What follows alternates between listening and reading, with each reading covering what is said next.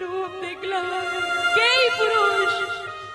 এত অপরূপ সুন্দর দেখতে দিব্য জ্যোতি এতদিন বৃন্দাবনে আছে, আমি দেখিনি এই মানুষটাকে। কে সখী?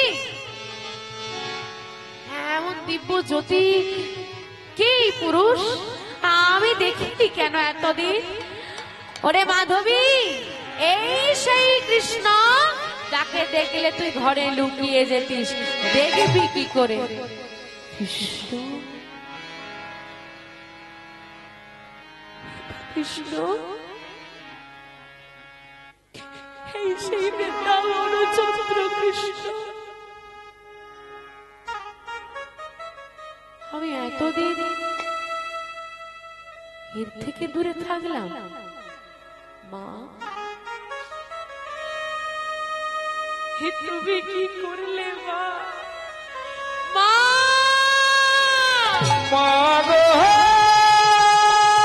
তুমি কি করলে মা?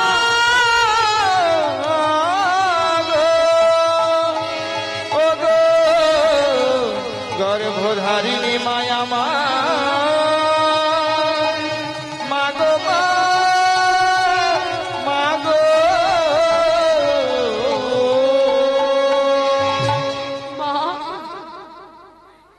তুমি কি করলে মা? আমার গর্ভধারিণী মা, আমার জগৎ মা হয়ে জন্মদাত্রী হয়ে পারলে মা, পারলে এতগুলো দিন আমার জীবনে নষ্ট করে দিতে পারলে? যে ভগবানের কাছে, যে কৃষ্ণের কাছে মানুষ নিজেকে উজাড় করে দেয়, আমি কিনা এত হতভাগিনী সেই গোবিন্দের থেকে নিজেকে আড়াল করে রেখেছি। যে ভগবানের কাছে মানুষ লজ্জা ভুলে তার চরণে ঠাঁই নেয়, আমি কিনা তার কাছে লজ্জায় ঘোমটা টেনেছি। দেখে যাও জগৎবাসী, দেখে যাও, যাকে পাওয়ার জন্য মানুষ দূর দূরান্ত ছুটে যায়, সে গোবিন্দ আমার আশেপাশে ঘুরছিল, আমি দেখি। মা গো,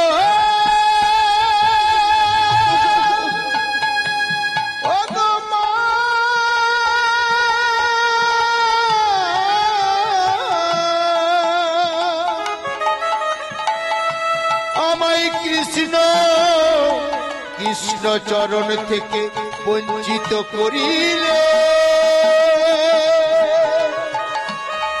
ও গো মা,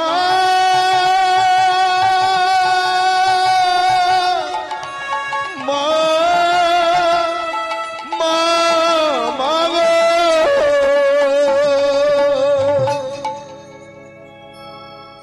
যে গোবিন্দকে দর্শন করার জন্য মানুষ পাগল, একদিন সেই গোবিন্দ আমাকে দর্শন করতে চেয়েছে।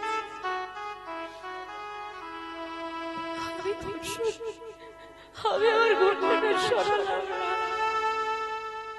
আমি আমার সংসারের মায়াটা ত্যাগ করতে পারলাম না। আজ আর কে পড়ল গোবিন্দ চরণে? দয়াময়, আর ভুল করেছি, আমি আমার ভুল হয়ে গেছি, তুমি আমাকে ক্ষমা করে দাও। আমি বড় ভুল করেছি, আমি অন্যায় করেছি। গোবিন্দ বলে উঠল, ফিরে যাও তুমি, আমি তোমার মুখ দর্শন। আমি ভুল করেছি, ক্ষমা করে দাও। আমি তো তোমাকে অনেকবার বলেছিলাম আমি তোমার মুখ দর্শন করব না। বেশ, দেখো না আমার পানে প্রতিজ্ঞা করেছো এই জন্মে তুমি আমার মুখ দর্শন করবে না। হ্যাঁ, ভগবানের কাছে প্রার্থনা করব তুমি কৃপা করো, যদি পরজন্ম বলে কিছু থেকে থাকে আমি আসবো, আমি এই পৃথিবীতে ফিরে আসবই, আমি আবার নারী জন্ম নেব, নারী হয়ে আসব। তোমার আমার মধ্যে যেটা বাধা হয়ে দাঁড়িয়েছিল ঘোমটা, যে লজ্জার কারণে তোমার থেকে আমি দূরে থেকেছি, প্রতিজ্ঞা করলাম আমি সেই লজ্জার ঘোমটা সরিয়ে দেব। নিতাই গৌর হরি হরি হরি। মেয়েটার জন্ম হলো কোথায়? আমার মেয়েটাকে জানো? রাজস্থানের মীরা। আচ্ছা, কৃষ্ণকে ভালোবেসে দুটো মেয়ে কলঙ্কিনী হয়েছিল, কে কে? রাধা আর মীরা। রাধা কেন কলঙ্কিনী? রাধার স্বামী ছিল যার নাম, জোরে বলো, আয়ন। স্বামী থাকার পরেও সত্ত্বেও গোবিন্দ বামে গিয়ে দাঁড়াতো রাধারানী, তাই সে কলঙ্কিনী, তাই তো? আচ্ছা, মীরারও স্বামী ছিল যার নাম রানা, কিন্তু স্বামী থাকা সত্ত্বেও মীরা কি কোনদিন গোবিন্দের বামে গিয়ে দাঁড়িয়েছে বা অন্য কোন পুরুষের বামে গিয়ে দাঁড়িয়েছে? হ্যাঁ কি না? তাহলে সে কলঙ্কিনী হলো কি করে? কলঙ্কিনী বলে দিলেই কলঙ্কিনী হয়ে যাবে? আর গোবিন্দকে ভালোবাসলে কলঙ্কিনী? তোমরা গোবিন্দকে ভালোবাসো না, তোমরা কলঙ্কিনী?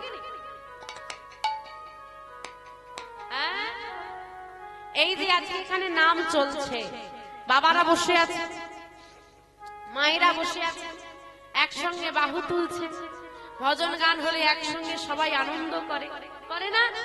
এটা সেদিন ছিল না। তুমি কুলবধূ, তোমার ঘোমটা থাকবে, তুমি নাম অবশ্যই শ্রবণ করবে, অবশ্যই করতালি দেবে, কিন্তু কোনোদিন পুরুষের মাঝে এসে বাহু দুটো তুলে আনন্দ করতে পারবে না। কিন্তু মীরা তো বলে এসেছে আমি কি রাখবো না, ঘোমটাটাই তো তোমার আমার মধ্যে বাঁধা হয়ে দাঁড়িয়েছিল। মীরার ঘোমটা আছে, এলো চুল, ওই যেখানে নাম হচ্ছে সেখানে গিয়ে নৃত্য করছে ছেলেদের মাঝখানে, ভক্তদের মাঝে। কলঙ্কিনী, হ্যাঁ, কখনো বসনো খুলে যায়, এলো চুল হয়ে যায়, মীরা কলঙ্কিনী। এত কষ্ট দিল মেয়েটাকে, মীরাও কিন্তু প্রতিজ্ঞা করেছে দেখবো কেমন তুমি ভগবান, আসবো ফিরে, দেখবো কতদিন মুখ ফিরিয়ে থাকতে পারো, আমিও দেখি বুঝো নাকি ভগবান হয়েছে, ভগবান দেখি। এত কষ্ট দিল মেয়েটাকে, মেয়েটা রাজস্থান ছেড়ে চলে কে? মীরা। যেই না মীরা রাজস্থান পরিত্যাগ করলো, শুরু হলো অনাহার, দুর্ভিক্ষ, ঘরে ঘরে মানুষ মারা যাচ্ছে, বাঁচাও বাঁচাও চিৎকার, যদি বাঁচতে চাও মীরাকে ফিরিয়ে আনো। তখন গিয়ে তারা বুঝতে পারলো সাধুর কি প্রয়োজনীয়তা, সাধুর কি ক্ষমতা। ছুটলো সবাই মীরার কাছে, কিন্তু কোথায় খুঁজবে? এখনকার মতো ফোন তো নেই। খুঁজতে খুঁজতে খুঁজতে খুঁজতে পৌঁছে গেল মীরার কাছে। মীরা তখন দ্বারকায় সবে মাত্র প্রবেশ করবে, আর মীরা প্রবেশ করতে যাবে, সবাই ঘিরে ধরেছে, মীরা ফিরে চলো। আমি তো ফিরবো না, তুমি যা চাইবে তাই হবে, শুধু তুমি ফিরে চলো। না, ফিরবো না, তোমার চরণে ধরে তুমি ফিরে চলো। ঠিক আছে, ফিরে যাবো এত করে যখন বলছো, কিন্তু আমি গিরিধারীর সামনে এসে তো ফিরতে পারবো না, তোমরা তাহলে অপেক্ষা করো, আমি দর্শন করে আসি গিরিধারীকে, তারপর ফিরবো। আচ্ছা ঠিক আছে, তাই যাও। বাইরে বসে রইল সবাই, মীরা প্রবেশ করলো, প্রবেশ তো করলো, আজ আর ওই বেরিয়ে আসা হলো না। নিতাই গৌর হরি নিত্য সেবা দাসী হয়ে গেল। তাই বাবা গোবিন্দের থেকে দূরে যেও না, যত পারবে কাছে যাও। শ্রীমদ্ ভগবদ গীতায় স্বয়ং ভগবান বলেছেন যে যথা মাং প্রবর্তন্তে স্তং তথৈব ভজম্যহম মম বর্তানুবর্তন্তে মনুষ্য পাঠ সর্বস্ব। মানুষ যদি তার সর্বস্ব দিয়ে প্রার্থনা করে ভগবান তাকে ধরা দেয়। হে গোবিন্দ, আমি তোমার কাছে কিছু চাই না, আমি চাই একটু সেবা দিতে। আমি আগেই বলেছি ভগবান সব সহ্য করতে পারে, সহ্য করতে পারে না ভক্তের নয়নের বাড়ি আর ভক্তের অহংকার। রইল রাধারানীর কুঞ্জ, প্রবেশ করলেন চন্দ্রাবলীর কুঞ্জে। আর যেই না চন্দ্রাবলীর কুঞ্জে প্রবেশ করেছে, বলে না কারো পৌষ মাস তো কারো সর্বনাশটা কার? কার সর্বনাশ? আপনাদের রাধা। আর পৌষ মাস চন্দ্রাবলী। চন্দ্রাবলী মনের আনন্দে গোবিন্দকে সেবা দিচ্ছে, আর রাধারানী বসে বসে সারা রাত কাঁদছে। চন্দ্রাবলী সেবা দিচ্ছে কেমন করে? গলায় বনমালা দিয়ে, গলায় বনু মালা দিয়ে, কপালে সিঁদুরের ফোঁটা দিয়ে, সিঁদুরের ফোঁটা দিয়ে, নিজ বসন পড়ায়, নিজ বসন পড়ায় সেবা দেয় আর বলে মাধব মাধব জগরে সেবা কর। তুমি তব তব নিজ নিজ নিজ গুণে সেবা করব। সুন্দর করে মাধবকে সেবা দিয়েছে। তা মাধবের তো সেবা হলো। বলি ও মা, তোমাদের সেবা হয়েছে? মায়েদের সবার সেবা হয়ে গেছে? সেবা হয়ে গেছে? হয়নি। তোমাদের হয়ে গেছে? বাবা বাবা, কি তোমাদের হয়েছে? হ্যাঁ। ওদিকের মায়েদের সেবা হয়েছে? হ্যাঁ, সেবা হয়ে গেছে। বাহ, খুব ভালো। মাধবেরও সেবা হয়ে গেছে। ও মাধব, রাতও হয়ে গেছে, সেবাটাও হয়ে গেছে, এবার কি হবে গো? না, মাধবের সেবাও হয়ে গেছে, রাতও হয়ে গেছে, এবার কি করবে? ঘুমাবে? তোমাদেরও তো সেবা হয়ে গেছে, রাত হয়ে গেছে, এবার কি করবে? ঘুমাবে? ঘুম পাচ্ছে? বাবা, চোখগুলো বন্ধ হয়ে যাচ্ছে বলে না। কমসে কম হরিবাসরে বসে তো সত্যি কথা বলো। ঠান্ডাটা খুব না, এই ঠান্ডায় বাড়িতে ঘুমোতে হবে, ভাই তো ঘুমটা ভালোই হয়। ও মা, আজকে নাম চলছে, ঘুম পাচ্ছে? অবশ্যই পাচ্ছে। আজকে নাম চলছে, ঘুমোতে চাইছে। আচ্ছা যাই হোক, এটা পরে বলি, আগে জিজ্ঞেস করি বাড়িতে সিরিয়াল কটা পর্যন্ত চলে? 11টা। এই তো মায়েরা মিথ্যে বলবে, এরা বলবে 11টা পর্যন্ত দেখে না। দেখেছিস? তোরা কটা পর্যন্ত দেখিস? দেখিস না? বাহ, ভালো। ও মা, 11টা অবধি সিরিয়াল দেখো, ঘুম পায় না?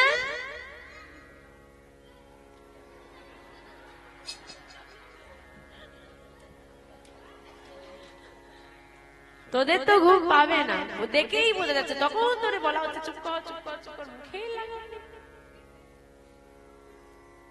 হরি বল, হরি বল। এই জন্যই বলে কৃষ্ণ ভজন সাধন করতে হয় কোন সময় থেকে? বলে দাঁড়াও একটু বুড়ো হই, চুলগুলো পাক, ভালো চিড়ে বললে কালো জিরে শুনবো। ও ঠাকুমা কীর্তন শুনতে যাবে, ওর বাবু হাঁটু মুড়ে বুঝতেই পারি না, কি যাব। তখন হরি বলবো। মনে রাখো আমা, যখন তোমার অঙ্গ প্রত্যঙ্গ ভালো ছিল তখন ডাকলে না, এখন সব খারাপ হয়ে গেছে, এখন ডাকলে আর পাবি। বাল্য বয়সী কৃষ্ণ ভজে, কৃষ্ণ পাবার আসে, কৃষ্ণ পাওয়ার আছে, কৃষ্ণ আসে না আসে, আসে বানায় আসে, বৃদ্ধ বয়সে কৃষ্ণ ভজে জমের তরাসে। বৃদ্ধ বয়সে কৃষ্ণ ভজে জমের তরাসে। বাল্য বয়সে কৃষ্ণ ভজে কৃষ্ণ পাওয়ার আসে। এদেরকে মন্দিরে নিয়ে যাবেন, নিয়ে গিয়ে বলবেন প্রণাম কর, বলবেন ঠক করে মাথাটা ঠুকে নিয়ে বসে থাকবে। আবার দেখবে মা এখনো প্রণাম করছে কিনা, যদি করে আবার উঠে দেখবে মাথাটা তুলেছে কিনা, যদি তুলে আবার বসবে, না হলে আবার একবার করে। তো সে কি মাথাটা ঠুকে বলে গাড়ি দাও, বাড়ি দাও, চলে দাও, মেয়ে দাও, চাকরি দাও? ও কিন্তু প্রণামটা গোবিন্দের জন্যই করে। আর আমরা করি ওই যে ঠুকলাম, আধ ঘন্টা শুধু চাওয়াল, এই দাও, সেই দাও, ওই দাও, যতক্ষণ না লিস্ট শেষ হচ্ছে মাথা তুল। এই জন্য বলছে বাল্য বয়সে কৃষ্ণ ভজে কৃষ্ণ পাওয়ার আসে, যৌবনকালে কৃষ্ণ ভজে কৃষ্ণ আসে বা না আসে, আসতেও পারে নাও আসতে। তার মধ্যে আমার মধ্যে মায়া ঢুকে গেছে। আর বৃদ্ধ বয়সে কৃষ্ণ ভজে জমেরও তরাসে। ওরে বাবা, সারা জীবন পরের ক্ষতি করেছি, এবার কি হবে? যমরাজ বুঝি আমার জন্যই তেলটা ফুটিয়ে রেখেছে ডোবাবে বলে। তাই বলছে মা, আজকে নাম চলছে, ঘুম পাচ্ছে, ঘুমোতে চাইছো, আরো একটা দিন নাম হবে, সেদিন তুমি ঘুমোবে। আজ নাম চলছে, ঘুমোতে চাইছো, সেই দিন নাম চলবে, তুমি জাগতে চাইবে, কিন্তু জাগতে আর পারবে না। তাই গৌর হরি, সেই দিনটা আসার আগে কাজটা করে না। কারণ এই দেহে আমরা আজ আছি, আজ সবাই মিলে একত্রিত হয়ে বসে আছি, কাল কে কোথায় থাকবো কেউ গ্যারেন্টি দেবে না। সবাই গ্যারেন্টি দেবে, এই যে আমি গ্যারেন্টি দিচ্ছি, আজকে রাত হয়েছে, কালকে একটা সুন্দর সকাল আসবে, কিন্তু ওই সকালটা তুমি দেখতে পাবে কিনা সে গ্যারেন্টি কেউ দেবে না। তাই বলছে খাঁচার ভিতর, খাঁচা কোনটা গো? দেহটা। আর পাখি আত্মাটা। আপনার বাড়িতে যদি খাঁচার মধ্যে পাখি থাকে তবে আপনি খাঁচাটা যত্ন করবেন, পাখি যদি না থাকে খাঁচাটা ভেঙে বাইরে পড়ে থাকে।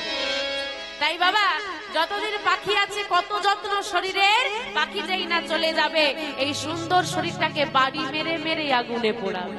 তাই বলছে এই খাঁচার ভিতর আছে পাখি কেমনে আসে যায়, এই খাঁচার ভেতর অচিন পাখি তোর কেমনে আসে যায়, এই খাঁচার ভিতর আছে পাখি কেমনে আসে যায়, তোর খাঁচার ভেতর অচিন পাখি কেমনে আসে যায়, তারে ধরেতে পারলে মন মেরে, ধরতে পারলে মন মেরে, ধরতে পারলে মন মেরে, ধরতে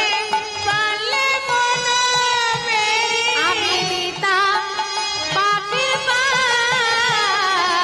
কেমনে আসে যায়, তোর খাঁচার ভেতর হরি হরি হরি কেমনে আসে যায়, ও তোর খাঁচার ভেতর অচিন পাখি কেমনে আসে যায়।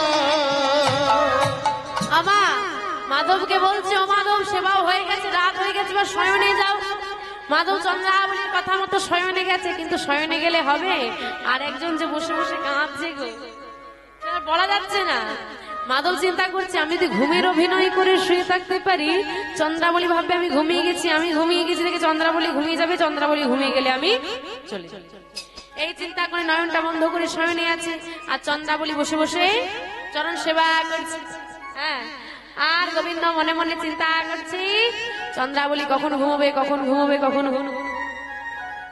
আর চন্দ্রাবলী মনে মনে চিন্তা করছে প্রতি রাতে ঘুমোনো যায় গো, প্রতি রাতে মাধব পাওয়া যায় না। কি গো মা, প্রতিদিন রাতে ঘুমোন তো নাকি? প্রতি রাতে ঘুমানো হয়? প্রতি রাতে এমন সুন্দর মহতি হরিবাসনে একসঙ্গে ভক্ত সঙ্গ করা হয়? এটা হয় না মা। যাই হোক, আজকে মাধবের যেটা বুদ্ধি ছিল আর কি, চন্দ্রাবলী ঘুমিয়ে যাবে, সেটা আর কাজ করলো না। সোজা আঙুলে ঘৃণা উঠলে এবার তো অন্য রাস্তা দেখতে হবে। তা কি করি? যোগমায়া বলো প্রভু, চন্দ্রাবলীকে মায়া বলে ঘুম পাড়িয়ে দাও।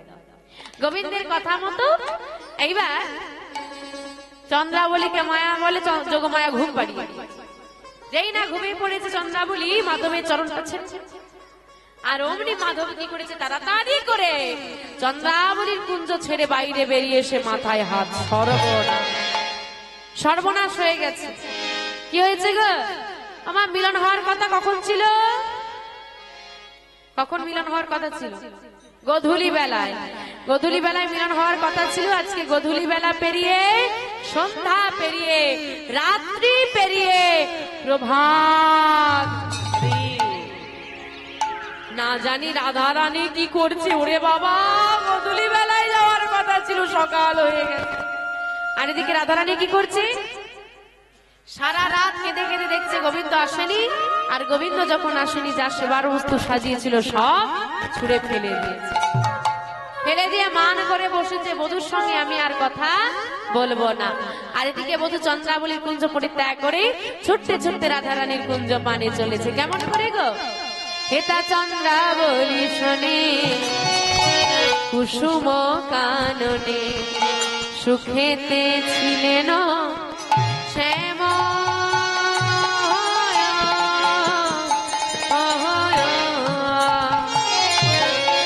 হেতা চন্দ্রাবলী শোনে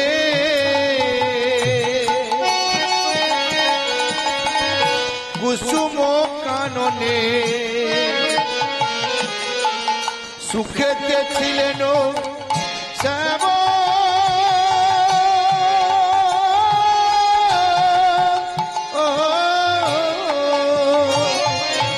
চন্দ্রাবলীর সনে কুসুম কাননে, সুখেতে ছিলেন শ্যাম।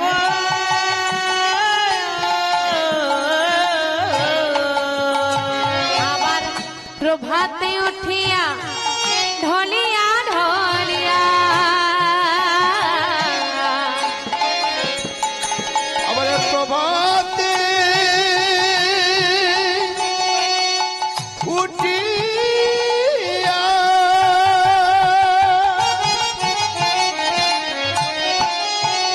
নাগরা মণ্ডলিয়া ঢলিয়া,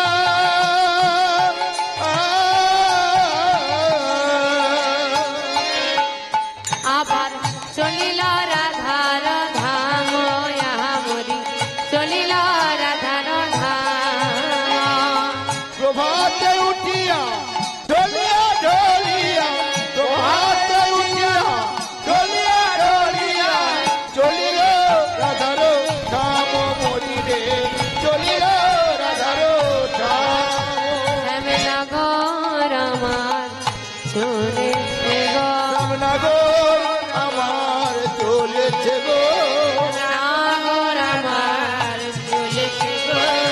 নগর আমার চলেছে গো, বৃন্দাবনের পথ আলো করে, নগর আমার চলেছে গো, বৃন্দাবনের পথ আলো করে নগর আমার চলেছে গো, রাধা রানীর কুঞ্জ পানে, নগর আমার চলেছে গো, রাধা রানীর কুঞ্জ পানে। নগর আমার চলেছে গো, আজ যুগল মিলন হবে বলে, নগর আমার চলেছে গো, মিলন হবে বলে নগর আমার চলেছে গো।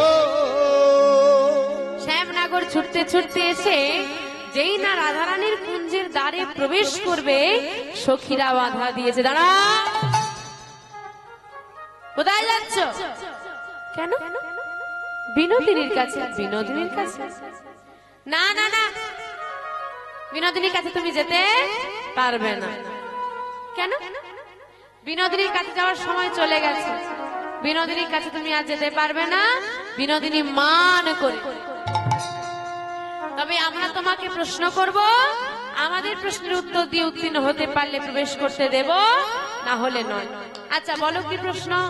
বলে ও মাধব, তোমাকে আজ না একটু অন্যরকম লাগছে। অন্যরকম লাগছে কেন? কেন জানো? তোমার গলায় ফুলের মালা দেখি বনমালা কোথা থেকে এলো? কোথা থেকে এলো? ললাটে চন্দনের পরিবর্তে সিঁদুরের ফোঁটা কেন? ফোঁটা কেন? নীলাম্বর পরিধানে পীতাম্বর গেল কই? আমা বলছে তোমার গলায় ফুলের মালা দেখি বনমালা কেন? আমার বনমালাটা কে দিয়েছে গো? চন্দ্রাবলী। সত্যি কথা বলা যাবে? মার তো খাও।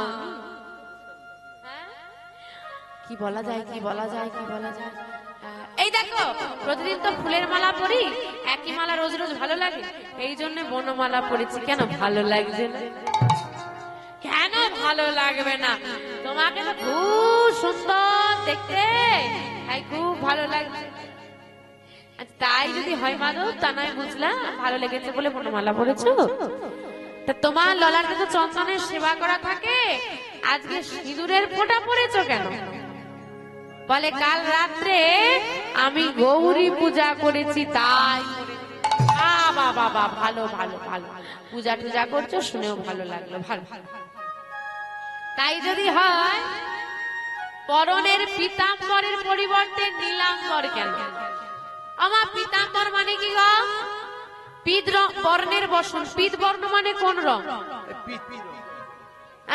পিতৃ রং। পীত বর্ণ মানে পিতৃ রং। আমার কোন রং গো? ওইটাই হবে মনে হচ্ছে না। আমার পীত বর্ণ মানে কোন রং জানো না? আচ্ছা আমার এদিকে দেখো তো, তোমরা সামনে বসেছো, ওটা কি রং গো? গোবিন্দ যেটা পরে আছে ওটা কি রং? ওই রংটা কি রং? গোবিন্দ যেটা পরে আছে বসনটা কি রং? তোরা দেখতে পাচ্ছিস? এটা কি রং রে? এটা কি রং রে? ওইখানে নারায়ণ কি রং পরে আছে রে? বাহ বাবা, তার মানে গোবিন্দের পীতাম্বর মানে কি রঙের বসন? পীতাম্বরের পরিবর্তে পড়েছে কি? আবার বলে হলুদ। হলুদ যে ঢুকে গেলে সব হলুদ হলুদ সব। পীতাম্বরের পরিবর্তে নীলাম্বর। নীলাম্বর মানে নীল। হলুদের পরিবর্তে কি পড়েছে? তোমার বসন গেল কই? নীল বসন পড়েছো কেন? বলে বসনটা আমার দাদা। তোমার দাদার বসন? বলে হ্যাঁ গো। সত্যি করে বললো তো, শাড়িটা কার? যেটা পরে আছে কার শাড়ি? বলে আমার দাদার শাড়ি। সত্যি করে বলো, দাদা শাড়ি না দিদি শাড়ি? দাদা শাড়ি না দিদি শাড়ি? দাদা শাড়ি না দিদি শাড়ি? দাদা শাড়ি না দিদি শাড়ি? বলো বলো নীলমণি। দাদা শাড়ি না দিদি শাড়ি? বলো বলো নীলমণি। দাদা শাড়ি না দিদি শাড়ি? বলো বলো নীলমণি। দাদা শাড়ি না দিদি শাড়ি? এই যে দাদার শাড়ি না দিদির শাড়ি, বলে আমার কি আর দিদি আছে গো? দাদা আছে কি না? বলো রা। বলে না গো, সত্যি বলছি, এটা আমার দাদার শাড়ি। বলে তোমার বসনটা যদি তোমার দাদার হয়, এবার বলো তোমার দাদার নাম কি? চন্দ্রাবলী। দাদার নাম কি? চন্দ্রাবলী। দাদার নাম কি? চন্দ্রাবলী। তোমার দাদার নাম কি? চন্দ্রাবলী। বসনে লেখা চন্দ্রাবলী। তোমার দাদার নাম কি? চন্দ্রাবলী। তোমার বসনে লেখা চন্দ্রাবলী। দাদার নাম কি? চন্দ্রাবলী। তোমার বসনে লেখা চন্দ্রাবলী। দাদার নাম কি? চন্দ্রাবলী। এই যে মাধব, তুমি যে নীল বসন পড়ে আছো, তারপরে তো চন্দ্রাবলী নাম লেখা আছে, তা তোমার দাদার নাম কি? চন্দ্রাবলী। আমার আর উত্তর দিতে পারবে?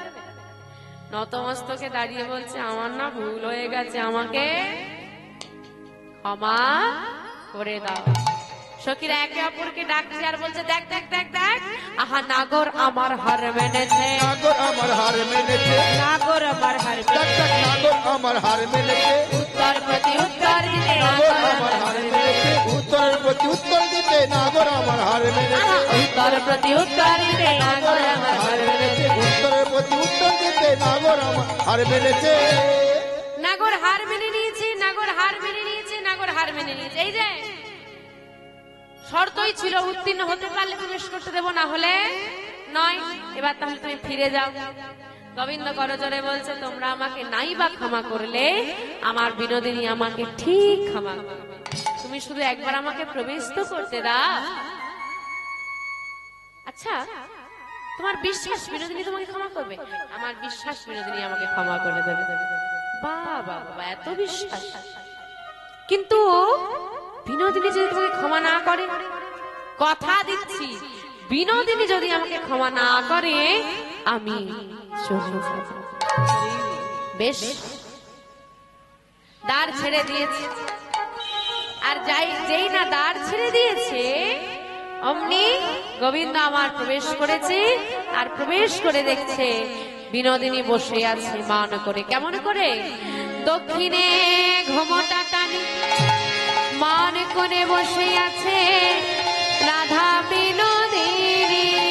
আমার রাধা বিনোদিনী দক্ষিণে ঘোমটা টানি মান করে বসে আছে রাধা বিনোদিনী বিনোদিনী মান করে বসে আছে দেখে গোবিন্দ কি করেছে জানো? গোবিন্দ তার মাথা থেকে মোহন বেশু পর্যন্ত, মাথায় চূড়া, মোহন বেনু, যা সর্বস্ব অলঙ্কার আদি ছিল সব খুলে বিনোদিনী চরণ তলে দিয়ে দিয়েছে। কিন্তু তবুও বিনোদিনী ঘুরেও তাকালো না। যার চরণ পাওয়ার জন্য জগৎ পাগল, সে আজকে বিনোদিনী দুটো চরণ জড়িয়ে ধরে বলে, ওগো বিনোদিনী, আমাকে তুমি ক্ষমা করে দাও। যে আমাকে ভুল বুঝুক বা না বুঝুক, তুমি ভুল বোঝো না। কারণ তুমি তো জানো আমি ভক্তের ভগবান, ভক্তের মান যে আমাকে রক্ষা করতেই হয়। তাতেও মান ভাঙল না। নয়ন থেকে বাড়ি বরিশন হচ্ছে গোবিন্দের, তবুও বিনোদিনীর মান এতটুকু ভাঙল না। এত কিছু করে যখন মান ভাঙল না, অবশেষে গোবিন্দ কি করছে জানো? আজ রাধা রানী দুটি চরণ, আজ রাধা রানীর দুটি চরণ মস্তকে তুলে নিল, গোবিন্দ আমার মস্তকে তুলে নিল। দেহি পদ পল্লব মোদার, দেহি পদ পল্লব মোদার, দেহি পদ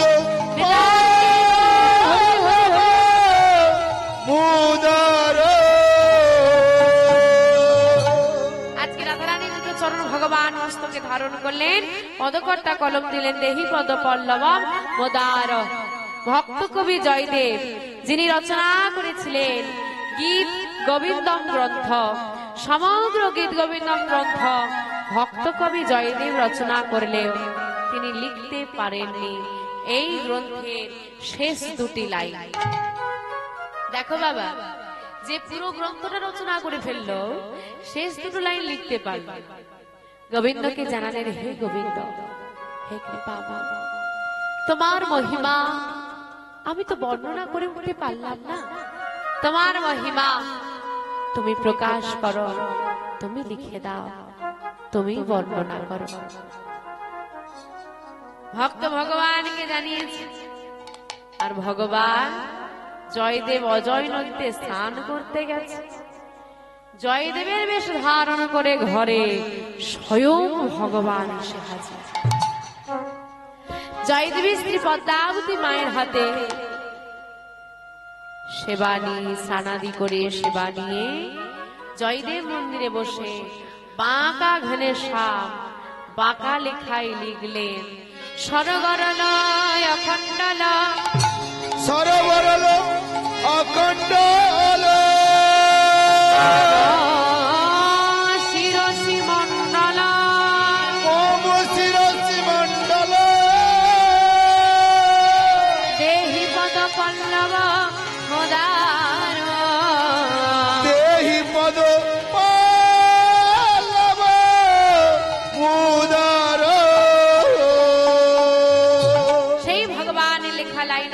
উল্লেখ করলেন পদকর্তা। কি গো মা, আজকে এই রাধারানীর চরণ যুগল গোবিন্দ মাথায় তুলে নিয়েছে, আর মান থাকবে? আর মান থাকবে? কি গো মা, আর মান থাকবে? থাকবে না বলো? বলে থাকার তো কথা নয়, কিন্তু আজকে বিনোদিনীর মান আর ভাঙলো না। সখীরা বলে উঠলো, কি গো খুব তো বড় মুখ করে বলে এলে, বিনোদিনী যদি ক্ষমা না করে আমি চলে যাব। এবার কি হবে? বিনোদিনী তো ঘুরেও তাকালো না গো। বেশ, বিনোদিনী যখন আমাকে ক্ষমা করলো না, এই আমি চলে যাচ্ছি, তবে শুনে রাখো এই অপরাধ বদল নিয়ে আমি আর কোনোদিন বিনোদিনীর কাছে এসে দাঁড়াবো না। জনমের মতো বিনোদিনীকে পরিত্যাগ করে চলে গেলেন সামনে।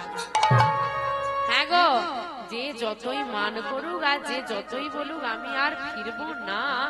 রাধা ছাড়া কৃষ্ণ বাঁচে না, কৃষ্ণ ছাড়া রাধা। এইবার বধূ তো চলে গেছে, চারিদিকটা নিস্তব্ধ হয়ে গেল। এদিকে রাধারানী কি করছে? আর চোখে চেয়ে দেখছে বধূ গেল, দেখছে চরণের কাছে একটু উপর দিকে তাকাবো, যদি থাকে।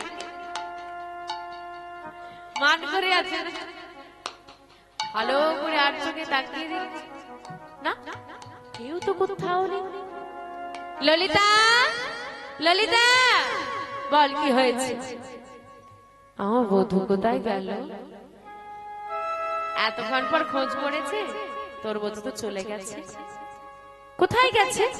কোথায় গেছে তো বলতে পারবো না, তবে এতটুকু বলতে পারি, বধূ বলে গেছে আর কোনোদিন সে ফিরবে না। কি? আমার বধূ আমার কাছে আর ফিরবে না? কেন? তুই মান করলি, কত করে তোকে সাধলো, জানছিল, মান ভাঙলো না? কত করে তোকে ইশারায় বললাম, রাধে মানে মানে পানে পানে চেয়ে দেখ তোর বধুর পান। একবার যদি চেয়ে দেখতিস সব ঝামেলা মিলে যেত। তুই তো মান করে বসে, কিন্তু বধূ ছাড়া তো আমি বাঁচবো না। আমার বধূকে ফিরাই দে। মানছি আমি ভুল করেছি, তা বলে বধূ আমাকে ছেড়ে চলে যান, বুঝতে পারছি, কিন্তু কি করব বল? তোর বধূকে তো আমরা ফিরিয়ে দিতে পারবো না। তবে কে ফিরিয়ে দেবে? যদি কেউ ফিরিয়ে দিতে পারে, সে হলো একমাত্র বৃন্দাবতী। ডেকে আনো। বৃন্দাবতী এসেছে, আর বৃন্দাবতী রাধারানীর চরণে প্রণাম করে বলছে, রাধে তুই কৃপা কর, তোর চরণ ধরে যদি মাথায় আমি পেয়ে যাই, তোর কৃপা যদি পেয়ে যাই, রাধারানী যদি কৃপা আমরা লাভ করতে পারি, গোবিন্দ কৃপা পেতে বেশি দেরি লাগে না। রাধারানী হলো আশ্রয়, গোবিন্দ হলো বিষয়। আশ্রয় হয়ে গেলে বিষয় পেতে দেরি হয় না। তাই রাধারানীর চরণ ধুলি মাথায় নিয়ে বৃন্দাবনের পথে পথে ঘুরছে, আর রাধারানীর নাম গাইছে, রাধে রাধে গাইছে, আর গোবিন্দকে খুঁজছে। চলুন মা, আমরা সবাই মিলে গাইব। किशोरी कुछ ऐसा इंतजाम हो जाए, किशोरी कुछ ऐसा इंतजाम हो जावे, जुबां पे राधा राधा राधा ना हो जाए, जुबां पे राधा राधा नाम हो जावे, जुबां पे राधा राधा राधा ना हो जाए,